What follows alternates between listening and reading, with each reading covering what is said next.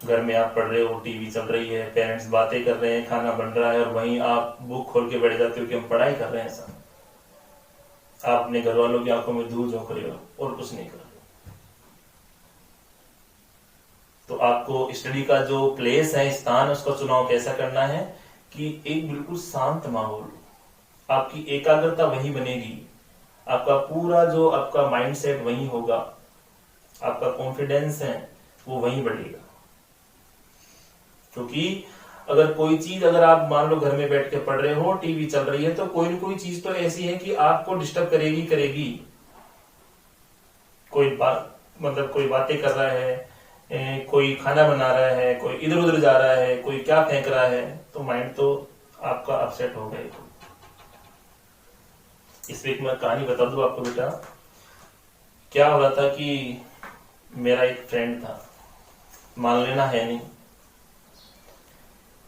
उसका वह सिटी रहकर पढ़ाई कर रहा था जयपुर में। तो मानसरोवर एरिया की बात है, वह मित्र मेरा गांव से गया और उसने एक छोटा सा रूम लेकर पढ़ाई करना स्टार्ट किया। रूम भी उसको कहाँ मिला, एक गली के मुहाने पर मिला। जैसे ही वो गेट खोलता तो रोड आ जाता सामने, गली खुल जाती। तो वह अपने गेट को खोलकर पढ़ाई कर रहा था, उस गली से एक बारात निकली। और बारात कैसे निकलती है आपको पता है, लोग बाग घरों के अंदर से निकल के छत पे आ जाते हैं। आसपास की 2 4 5 कॉलोनियों को तो आवाज आई जाती है, तो देखने का शौक तो रहता है। तो मैं पढ़ाई कर रहा था, उस गली से बारात निकल चुकी। अब मेरे जैसे 2 3 आलसी जो रिश्तेदार हैं वह पीछे भगते गए और बारात तो निकल गई। अब पूछता पूछता उस गार्डन पे जाना था मुझे, तो मैंने उस गली में घुसकर पूछा, वो पढ़ रहा था, मुझे भैया भैया यहाँ से कोई बारात निकली है क्या? तो भैया ने हाथ खड़े कर दिए कि मुझे तो कुछ पता नहीं है। कि भैया यार इतने बैंड बाजे, इतने बाराती, इतने रिश्तेदार निकले हैं, तेरे तू बहरा है क्या? कि नहीं बहरा नहीं है, सुनता हूँ सब। कि तेरे को याद ही नहीं है कि यहाँ से कोई गया है? कि भैया मैं तो पढ़ रहा था, मेरे को तो कुछ पता नहीं। इस चीज को बोलते हैं कॉन्सेंट्रेशन। आपका नियंत्रण, आपकी जो एकाग्रता है वो कितनी अच्छी थी। इसका एक एग्जांपल मैं और दे देता हूं। कभी कभार क्या होता है कि टीवी के अंदर अपना फेमस कोई चैनल आ रहा है, कोई मूवी आ रही है या कोई एपिसोड आ रहा है, तो घर वाले अपने कान के पास आके बोले, अरे भाई रुद्राक्ष उठ जा, वो काम कर ले।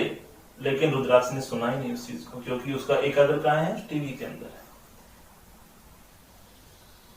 फिर बाद में बोलते, भाई मैंने तेरे को काम के लिए बोला था, कब बोला था? मैंने सुना ही नहीं। होता है ना अक्सर, होता है ना। तो बस यही चीज है कि आपको स्टडी का माहौल जहां भी चुनना है वहां बिल्कुल शांत चुनना है, अच्छा होना चाहिए। क्योंकि आपका पूरा फोकस उसी टाइम उसी चीज पर रहता है। आपने ये भी सुना है कि बहुत सारे स्टूडेंट्स हैं, उनके टीचर्स हैं, पेरेंट्स ये बोलते हैं कि सुबह जल्दी उठा करो, जल्दी पढ़ा करो। क्यों सुबह को ही क्यों चुनते हैं? शाम को भी सुन लिया करो, दोपहर को सुन लिया करो। उनका एक यही मेथड रहता है कि सुबह सब सोते रहते हैं, सुबह का माहौल शांत रहता है, माइंड ज्यादा काम करता है। ठीक है, तो इसलिए ही मैं कह रहा हूं कि सुबह शाम दोपहर, वो तो जब आपको टाइम मिले आपके ऊपर है। लेकिन ऐसा माहौल ज्यादातर यही करना चाहिए। मेहनत में यही है कि भाई ऐसा कोई आप स्थान चुने जहां आपको डिस्टर्ब कोई नहीं करे। क्योंकि अगर आप 1 घंटा पढ़ने बैठे हो, आधे घंटे आप कहीं और देख रहे हो, आधे घंटे पढ़ रहे हो, तो आपका टाइम तो आधे घंटा तो ऐसे लॉस हो गया। माइंड प्रेजेंट कब रहेगा वहां पे? जब आपके आसपास कोई चीज नहीं रहेगी। आधा दिमाग आपका बाहर है, आधा यहाँ। कभी कभार ये मतलब ये भी होता है कि मैंने आपको बोला बेटा ये 2 क्वेश्चन जल्दी से लर्न करके दे साइंस में, और आपने आधा से 1 घंटा लगा दिया, फिर पूछता हूँ तब बोलते सर याद ही नहीं हुआ। क्यों नहीं हुआ? क्योंकि आपका माइंड पूरा प्रेजेंट नहीं है वहां पे। और कुछ स्टूडेंट है उनको देते हैं तुरंत तुरंत करके दे देते हैं। क्यों? क्योंकि उनका पूरा माइंड यहाँ है। अक्सर ऐसा भी होता है कि स्कूल में टीचर पढ़ाते रहते हैं, बच्चे ये सोचते हैं कि कभी क्लास खाली, मतलब खाली हो, पूरी हो, और मैं कब घर जाऊंगा, फिर घर जाके खाना खाऊंगा, क्रिकेट खेलूंगा, वहां जाऊंगा, यहाँ जाऊंगा, दोस्तों से मिलूंगा। तो आपका दिमाग यहाँ नहीं है, आपका दिमाग तो वहां है। आइए कहां से? एंड नेक्स्ट एंड लास्ट एक जो मेरा मोटो है, जो ये है कि किसी भी कार्य से करने से पहले आपकी स्ट्रॉन्ग प्लानिंग होना बहुत अत्यावश्यक है। क्योंकि अगर प्लानिंग आपकी कमजोर है तो इट मीन्स आपकी जो नींव है वह भी बहुत कमजोर है। जो कुछ करना है उसके लिए जो सोचना है, क्या करना है, इसका मूल मंत्र ये है, क्या, क्यों, कब और कैसे। किसी भी कार्य को करने से पहले ये 4 चीज आपके अंदर आनी चाहिए। क्या करना है, क्यों करना है, कब करना है और कैसे करना है। अगर इसका रिजल्ट आपको मिल जाता है तो स्टूडेंट्स 4 चीज होना बहुत जरूरी है। क्या, क्यों, कब और कैसे। अब ये क्या है, इसके एक नॉर्मल सा एग्जाम्पल मैं बता देता हूं कि सपोज करो आप किसी स्कूल में पढ़ते हो, गोल्डन फ्यूचर एकेडमी में आप पढ़ते हो, और यहाँ पे एक फेमस चीज, बहुत अच्छी चीज वो क्या है, वो सब में जुनून भी दे देती है, पिकनिक। क्या होती है, पिकनिक। पिकनिक के लिए आपको बोला गया कि 20 जनवरी को आपको पिकनिक जाना है, तो सारे बच्चे इतने बहुत ध्यान से उस बात को सुनते हैं कि पिकनिक जाना है, जुनून है सबके अंदर। आपको बताया जाता है कि बेटा सबसे पहले सुबह आपको 6 बजे स्कूल आना है। स्कूल आने से पहले आपको अपना जो भी टिफिन है, लंच बॉक्स है, पानी की बोतल है, बैग है, वो सब साथ लेके आना है। 6 बजे स्कूल आना है, गाड़ियां 6:30 बजे आ जाएगी, अपन वहां उस गाड़ी में बैठेंगे। पहला अपना मतलब स्टॉपेज कहाँ होगा, देन आफ्टर अपन वहां जो भी नाश्ता करेंगे, फिर अपना स्टॉपेज कहाँ होगा, वहां अपन खाना खाएंगे, क्या क्या देखेंगे, वापस कब आएंगे, पेरेंट्स को कब बुलाना है, ये सब क्या है, एक प्लानिंग है। क्योंकि बिना प्लानिंग अगर अपन चलते तो कोई स्टूडेंट कब आ रहा है, कोई कब आ रहा है। तो यही चीज है कि क्या, क्यों, कब और कैसे। हर एक चीज का रीजन होना चाहिए आपको। क्या करना है, कब करना है, क्यों करना है और उसको कैसे करना है।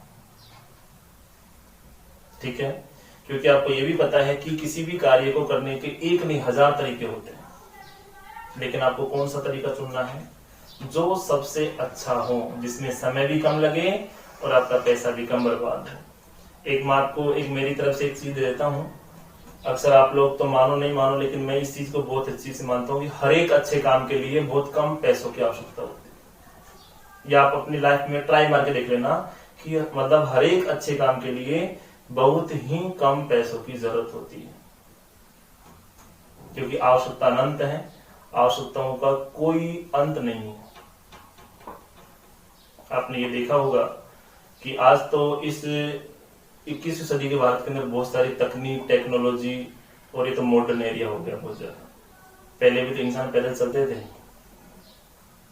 पहले के इंसान भी तो बहुत अच्छे अच्छे बिजनेसमैन हैं, डॉक्टर हैं, इंजीनियर हैं, टीचर हैं। क्या पहले इतनी टेक्नोलॉजी थी क्या? नहीं थी ना। फोन था? नहीं था। प्रोजेक्ट रूम थे? नहीं थे। सरकारी स्कूलें चलती थी, कोचिंग नहीं थी। तो वही मैं आपसे कहना चाह रहा हूं कि आप हर एक काम के लिए बहुत ही कम पैसों की जरूरत होती है। तो आपका जो एक्सपेंसेज है, जो खर्चा है, उसको आप कम करें और उसका यूज बहुत ज्यादा करें। फालतू पैसे भी इन्वेस्ट नहीं करें। उससे क्या होता है, घर वालों की थोड़ी कमजोरी ज्यादा बढ़ती नहीं है। अगर आप कम पैसे खर्च करोगे, अच्छा रिजल्ट दोगे, तो घर वालों को भी कॉन्फिडेंस बनता है, आपको अच्छी शिक्षा देने के लिए वो एक अच्छे स्टेज पे भेज सकते हैं।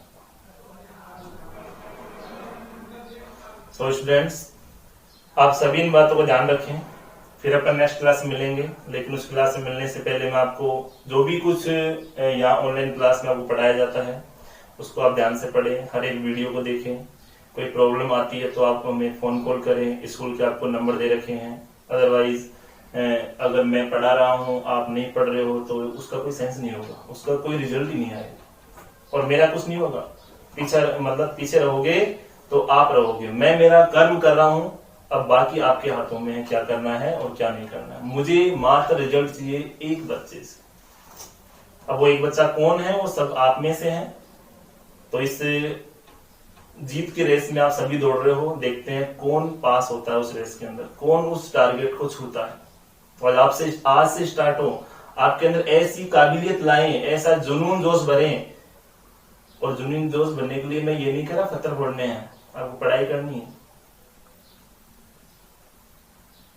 क्योंकि ये कहा भी उन लोगों के लिए जाता है, या जैसे मान लो मैं किसी व्यक्ति को कोई काम दे रहा हूं, तो एक ये मैं मेरे माइंड में पहले ही सोच लेता हूं कि right man to the right job. अगर मैं सही व्यक्ति को सही कार्य दूंगा तो बहुत ही जल्दी बेस्ट रिजल्ट आएंगे। तो अपने आप में आप मुझे सब सुन रहे हो, तो अपने आप में आपकी काबिलियत भी खुद को ही पता है कितनी है। तो वर्क करना आज से स्टार्ट कर दें, आज से काम को स्टार्ट कर दें, बहुत अच्छा रहेगा। अच्छा, लास्ट में ये कहना चाहूंगा कि इस मतलब विश्वव्यापी जो बीमारी महामारी है, इससे बचने के लिए आपके हाथों में ही एक मूल मंत्र है। वह क्या है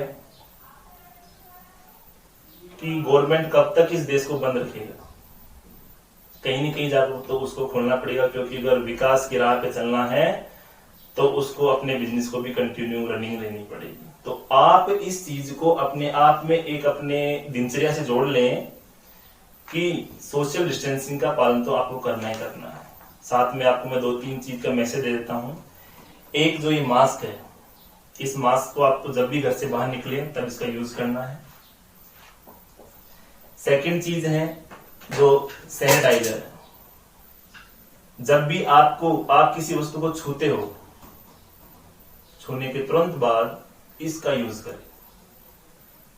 और एक सोशल डिस्टेंस, 1 मीटर की दूरी तो बना के रखनी ही रखनी है।